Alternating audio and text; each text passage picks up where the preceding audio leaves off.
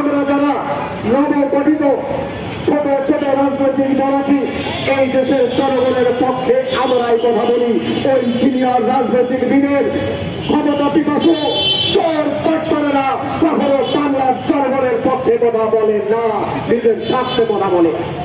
আমার ভাইয়েরা, এই ছোট ছোট রাজনৈতিক দলগুলোকে আপনাদের এই সাংবাদিকের এই যে আনকাভারেজ থাকে, যার কারণে আমরা উঠতে পারি না, জনগণ চিনে না।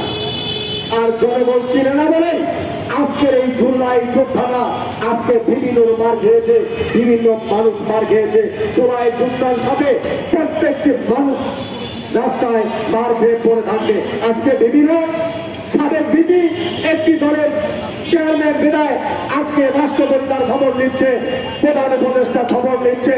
কিন্তু বলতে পারেন এই জুলাই যোদ্ধার সাথে আমার রিক্সাওয়ালা, আমার ভ্যানেরা, আমার এই ফল ব্যবসায়ী যদি মৃত্যু হয়ে রাজপথে পড়ে থাকে, যদি আমার রিক্সাওয়ালার মাথা বেড়ে যায়, রাষ্ট্রপতিকে খবর নেবে কিনা বলুন?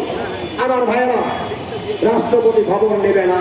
তাদের সাংবাদিক মিডিয়াকে জাতির জন্য একটি ছোট্ট জায়গায় পতিত হতে হবে, সঠিক কথা সঠিক নিউজ তুলে ধরতে হবে।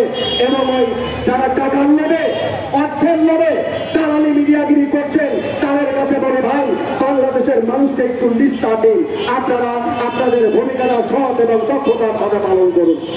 সেই সাথে আরেকটি কথা বলতে চাই,